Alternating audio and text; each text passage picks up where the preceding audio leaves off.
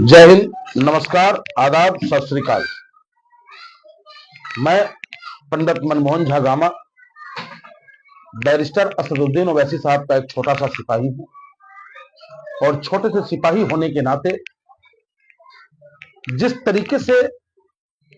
दिल्ली के दोनों विधानसभाओं में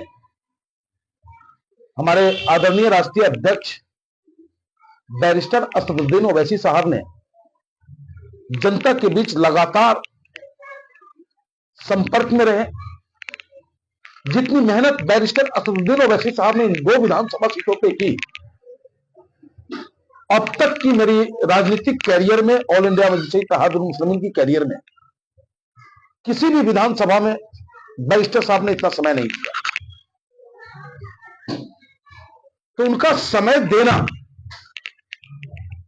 और उनके प्रतिनिधि, उनके पीए मुश्ताक साहब का ओखला में खुद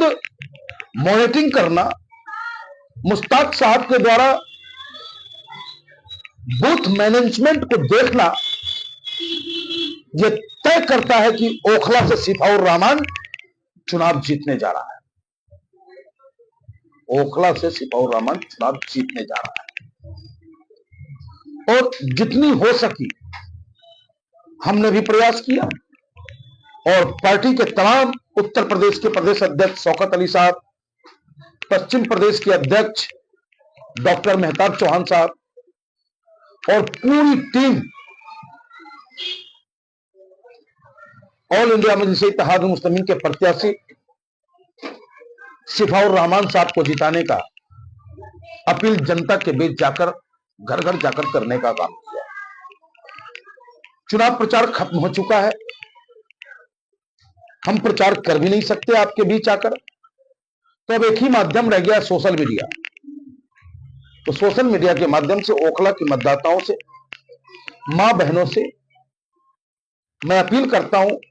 कि कल 5 तारीख को जब आप वोट डालने जाएं तो आप ये जरूर सोचें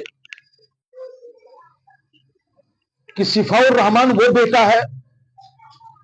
जिस बेटा ने जब एनआरसी और सीए को लेकर जब कोई नहीं बोल रहा था,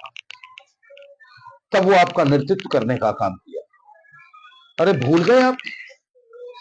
जामिया में किस कदर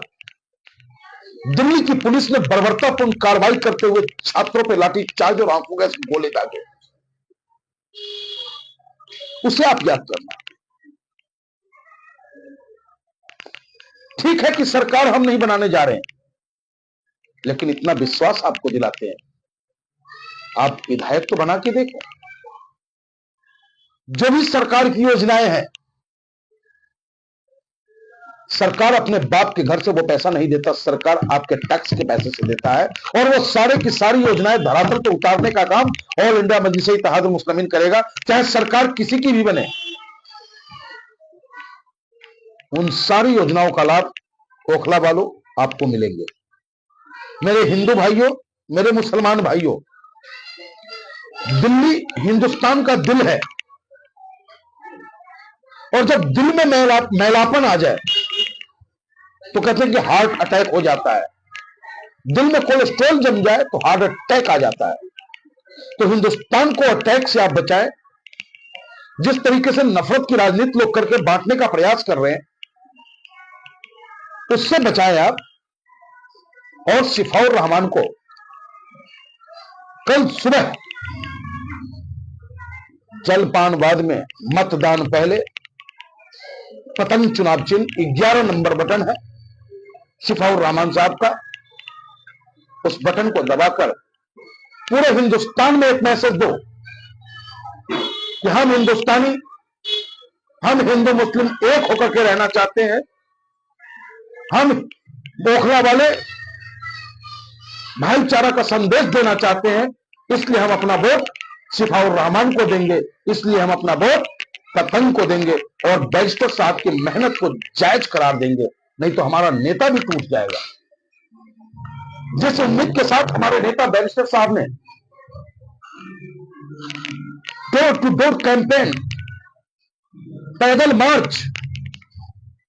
विशाल जनसभाएं, उन्होंने की है, और अता अमानतुल्लाह ने जिन शब्दों का इस्तेमाल हमारे नेता बैरिस्टर साहब के लिए किया, उसको भी जवाब देने का लोकतंत्र में एक ही तरीका है, वोट।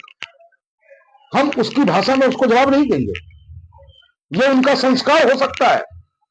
यह हमारा संस्कार नहीं है कि हम अपने से बड़ों को गाली दें, हम अपने से बड़ों को छोटा कहने की साबित करने का हम प्रयास करें। वो बड़े हैं, वो विधायक रहे हैं, लेकिन विधायक के साथ साथ वो